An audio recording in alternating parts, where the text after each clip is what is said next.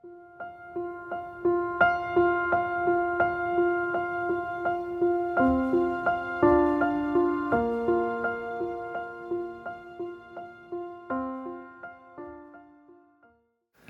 Stirling Moss, thank you so much for inviting us into your London home. We're going to talk a little bit about Goodwood. Right. We're going to talk a little bit also about the famous summer of 1955 when you won the 3 big international sports car races and the British Grand Prix. 60 years ago, do you have vivid memories of that time? Yeah, very much so. I mean, each has a different memory, obviously, depending what happened. But I remember 55 particularly well because I was driving for Mercedes and their cars are unbeatable, you know. And I mean, it's the one that, unfortunately, John Fitch started to say he thought we pull the cars out when we've got 4 laps in the lead, which was absolutely ridiculous. But unfortunately, Neubauer called the directors and they said, yes, maybe we should. And so they pulled the car out from what would have obviously been a win. Mm. You were fast at Le Mans, but you didn't like the place, did you? No, I didn't like it mainly because they made you go slower revs and more careful, but not with Mercedes. So I had carte blanche there. Mm. Let's rewind 7 years or so. You started your career at Goodwood in the late 1940s. In fact, you took part in the very first meeting at the motor circuit. It must be bizarre going back to Goodwood now and seeing it in all its splendour and how immaculate it is. Yeah, but it's more or less the same as it was. I mean, they haven't changed the circuit. They did admittedly put a chicane in because when we first ran there, from what I remember, there was no chicane. No, the chicane went in 1952. Exactly, that's right. And so then that changed the circuit. But I mean, Goodwood was a really great circuit because of the atmosphere and it was the first race of the year, quite big race, and because normally we would start racing in Europe, but we could go there first because it meant we had all the experience from 2 or 3 days of running around there and getting the cars set up properly. And of course, your career ended at Goodwood in 1962 with the famous crash. I was unlapping myself. Graham Hill was going around a corner on the far side, Forewater, I think they call it. And when I'm coming along, I thought because I was unlapping myself, I thought I saw him give a signal, to the flag marshal, which would normally indicate to you, okay, I've seen him. But unfortunately, he came out because he had a wide line there. He came out. He obviously didn't mean that. He was just sort of waving at the marshal, and I was just passing him. And he pushed me across. Then I got on the grass, and of course that was it. Went straight head on at about 140 into the bank. It remains very sort of old school round the back at Goodwood. It's very fast. There are a number of different lines, aren't there? The camber's tricky. There's no runoff there either. No, I mean that is one of the most difficult corners actually in racing. To be able to hold the car flat through that corner, forward water, is pretty good. You had so much success there as well. It's ironic, isn't it, that it started your career and it ended your career. Yes. The Tourist Trophy wins. You gave Aston Martin the World Sports Car Championship in 1959. Why do you think you were so good around there? I think because I knew it well. It was actually far more difficult than you might think when you get really on the limit there. It is really quite tricky, which suits me. I like difficult courses, but I mean, Goodwood's always been an important place because we go there to get the cars sorted out for the whole year. You're involved quite heavily with Credit Suisse, of course, and their involvement with Goodwood. They have sorted out the reconstruction of the race control building. That's an intrinsic part of Goodwood, isn't it? And Lord March has recreated those buildings and returned them to their former glory. Yeah, I mean, he's done everything he can. I mean, he even makes it look old by putting, getting the post office van of 19 whatever it was, back in those days. And he goes to great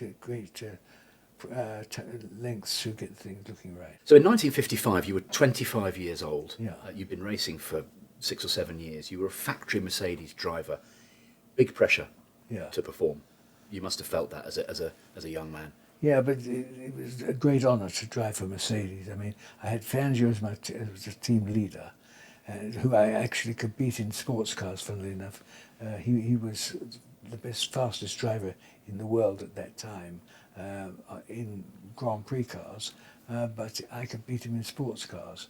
And I asked him, and I said, why could I beat you in sports cars? He said, he's got a small voice, I said, but the reason he said is that I like to see my front wheels. The quadruple whammy, which we will of course celebrate in some style at Goodwood, 60th anniversary of that. It started with the Mille Miglia, and you've told every story about that event over and over, and you've been celebrating it in some style this year.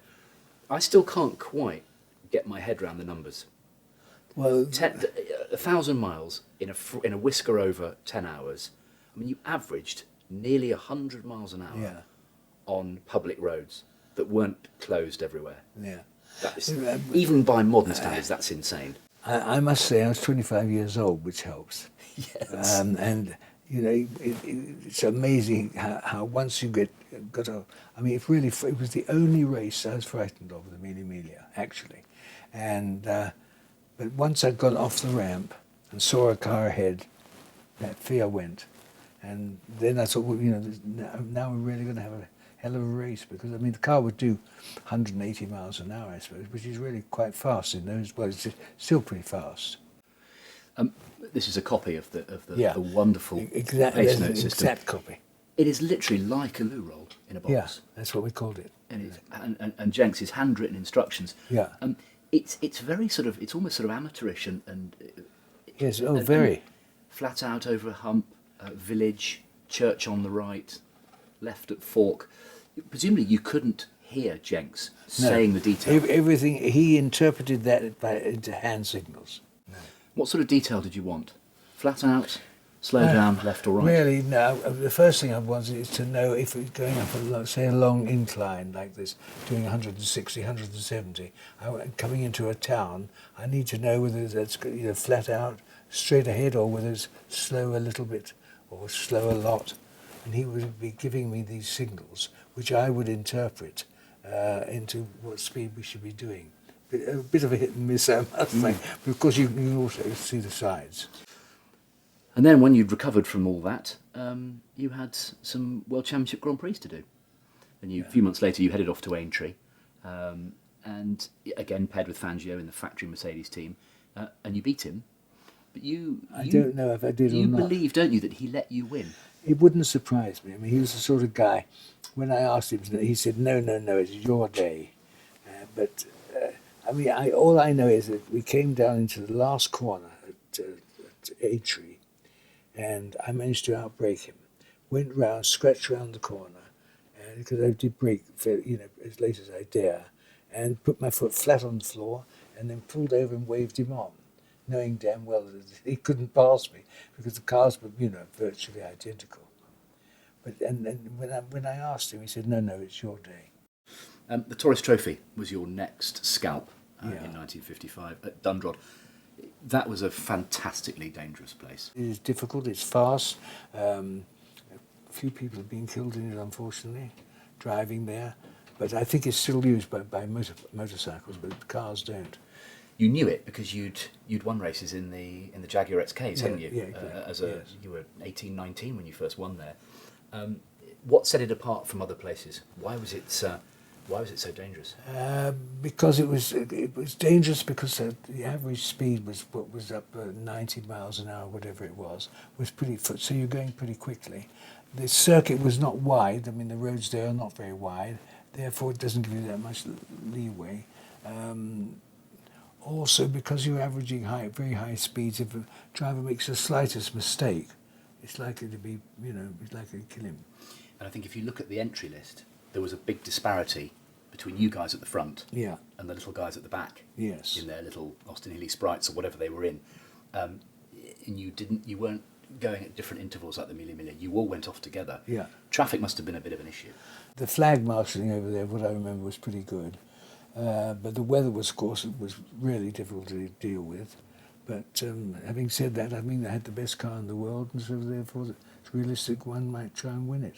Stirling, this is probably the greatest item of motorsport memorabilia on the planet. I feel somewhat like I've devalued it by having my grubby mitts on it. This is the actual wheel from 1955. You used this wheel in the SLR every time. In the SLR and in the Grand Prix car. Why was it special? Why it was Well, because it was different to the others, wasn't it? When I drive like that. I mean, obviously, coming into corners, you move your hand as well. But, I mean, that's the basic way, like that, at arm's length, and of course, I mean, it's really quite a solid wheel. And but I would take this wheel to every race I did. Sir Stirling, down in your office with these wonderful scrapbooks, they're a fantastic collection of memories for you. So among those 3 sports car wins of 55, the Mille Miglia, the Tourist Trophy and the Tiger, which was your favourite circuit? Oh, certainly on that I would say I wouldn't put the Mille Miglia because it wasn't really a circuit, was it? Well, this is it, and it was so jolly fast, frighteningly fast. It wasn't a race that I enjoyed. It's exhilarating and invigorating, but the Targa Florio was the one for me, purely because I could learn the circuit. You know, you take a few weeks off and go round and round and round, doing a lap in 1 hour on open roads. Did the 300 SLR feel big on the narrow Sicilian roads that weren't as quick as the Mille Miglia? Yes, but it was so agile. I mean, it was a fantastic car. I mean, it's the greatest sports car ever built. So Stirling, Lady Moss, here we are in the kitchen. It's non-stop. You're busy working there. Yeah, but this is the reason we had the kitchen when Susie's doing her work, and I can be here, and then when she's finished, we can sit down together and watch the television. Is he still a bit of a businessman? Oh, he's a very busy businessman, and he hates to be bored. So we have to do stuff. And you're off to America, aren't you? Yeah. Together. Yeah. In a few days for Pebble Beach. Yeah, Pebble Beach. Pebble Beach, and then Lime Rock, and then we get back on Tuesday from Lime Rock, and on the Friday we'll be at the Revival. The Goodwood Revival. Yeah. Wonderful. The 18th Revival. Yeah, amazing. We will obviously see each other again for the Credit Suisse Historic Racing Forum. Right. That's a wonderful thing. I love doing that. We've got you, Sir Stirling, Derek Bell, Jochen Mass, Alain de Cadame, and we've got Dario Franchitti, which is good. What and, a lineup. Jackie Oliver as well. Good And we'll be talking about Europe and America and the sort of cultural differences of racing. Yeah. Can't wait for that. Is it nice for you to be back at Goodwood? Is it lovely. The memories of this must flood back. I mean, there's so many people that we know who come over for Goodwood. I mean, from Australia and New Zealand and all over the place. And it's really, really good, really nice. I look forward to it immensely. And could I just say a very big thank you for letting me into your house and sharing some of your memories, some of your treasures. It's been wonderful. Oh, you're welcome. So, we'll give you a drink. Shall we say I've got cheers, one already. darling? Oh, you got one? Shall we say cheers? A big cheers. So Stirling and Lady Moss, thank you Yes. so much. Thank you.